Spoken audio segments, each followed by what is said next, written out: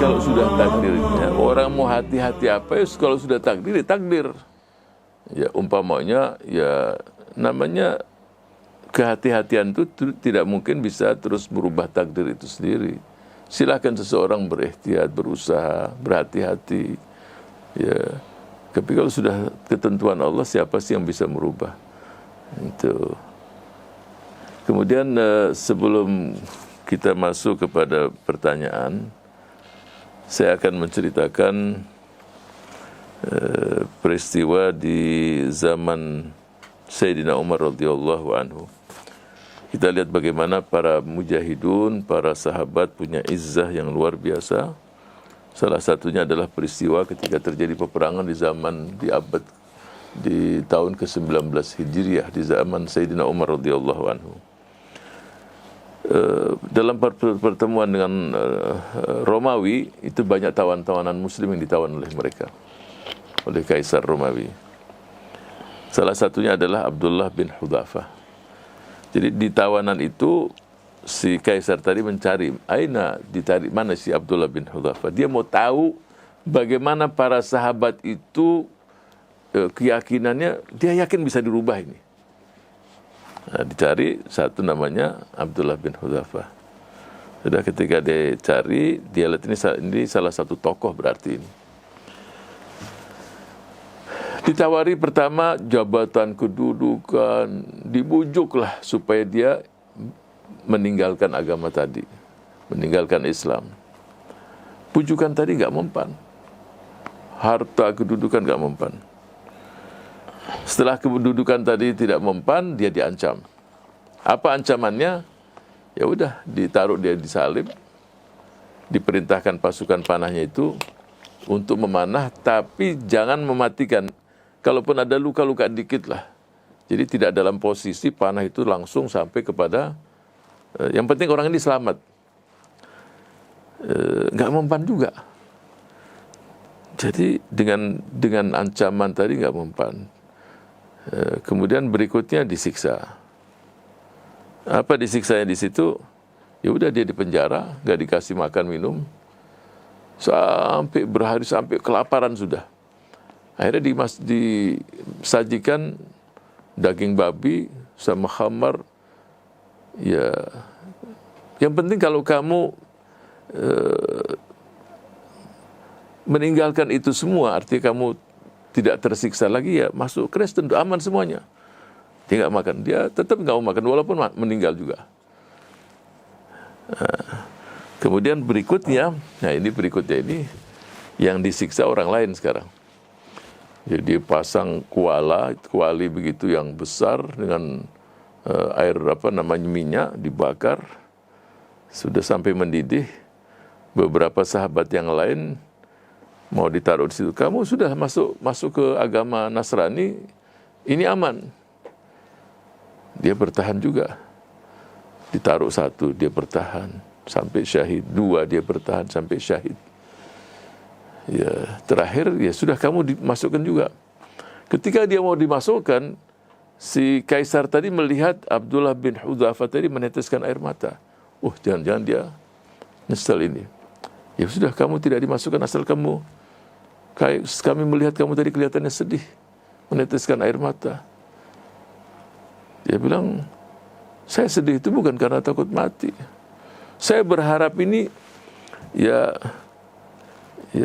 yang saya miliki ini, ada bulu-bulu di tubuhnya ini, artinya mungkin jumlahnya jutaan. Saya inginkan ruh saya itu sejumlah itu.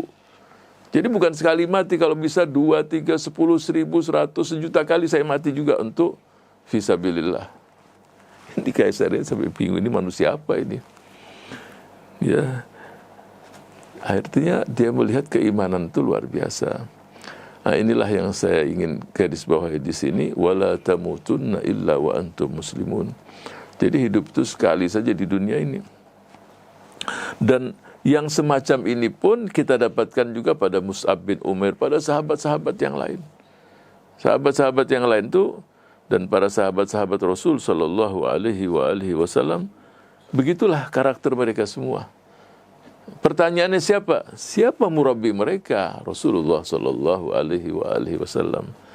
Jadi murabi mereka adalah Rasulullah sallallahu alaihi wasallam, yang para sahabatnya itu menikmati ini semua untuk mendapatkan keridhaan Allah Subhanahu wa taala. Ikrimah bin Abi Jahal ketika dia syahid dalam perang Yarmuk, seingat saya, dia berbicara kepada Khalid bin Walid dalam keadaan sakratul maut. Apakah yang aku rasakan sekarang, wahai Khalid bin Walid, yang terjadi ini? Artinya dia kan hampir di masa Rasul itu memerangi Rasul. Sampai Fathu Makkah dia masih belum beriman. Apakah yang terjadi pada diriku ini? Insya Allah meridhai Rasulullah sallallahu alaihi wasallam. Ya Khalid memberikan harapan, insya Allah Rasulullah ridha dengan apa yang kamu lakukan sekarang. Nah, itu. Jadi kondisi-kondisi yang semacam ini bukan sesuatu yang baru di zaman para sahabat. Wanita dari Bani Dinar di Madinah, perang Uhud, suaminya syahid, anaknya syahid, bapaknya syahid. Ini pun dia tidak tanya semua, yang ditanyakan bagaimana baginda Rasulullah sallallahu alaihi wasallam. Terakhir Abdullah bin Hudzafah, ini juga pejuang dan sangat cerdas. Terakhir si Kaisar tadi ngomong, ya kalau begitu, kalau kamu,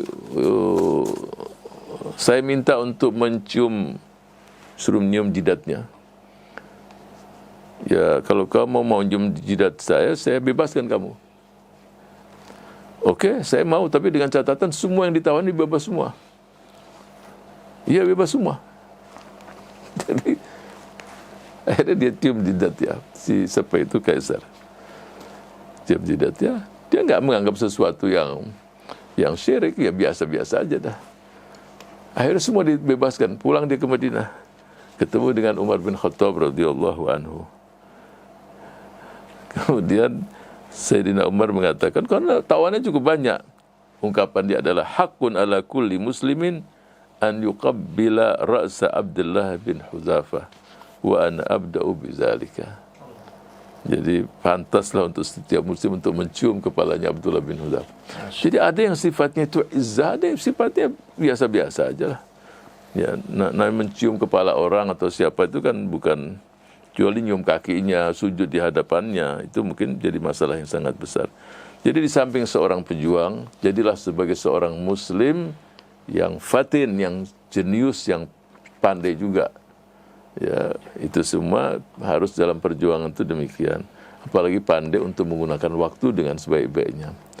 Waktu akan berjalan terus, dan perjalanan ke akhirat ini, kalau kita menggunakan kendaraan apapun pasti akan berhenti, pasti akan transit, pesawat akan berhenti, mobil akan berhenti, sepeda pun akan berhenti, sepeda motor akan berhenti. Tapi kendaraan yang kita gunakan tidak pernah berhenti. Itulah siang dan malam. Nah, kendaraan ini harus kita manfaatkan, apa yang kita gunakan di siang hari, apa di malam hari, dan setiap malam pun kita mengevaluasi apa yang kita lakukan di hari ini. Jadilah seorang muslim itu lebih cerdas dari seorang pengusaha. Pengusaha pasti akan menghitung-hitung untung dan rugi setiap hari. Dan seorang muslim pun harus menghitung. Hasibu anfusakum qabla an tuhasabu. Jadi seseorang memperhitungkan apa yang dilakukan pada hari ini sebelum dihisab kelak di hari kiamat. Mudah-mudahan Allah Subhanahu wa taala menjadikan kita min ibadihil mukhlasin dan dimasukkan kita ke surga Allah Subhanahu wa taala bi ghairi hisab. Amin ya mujibas sailin.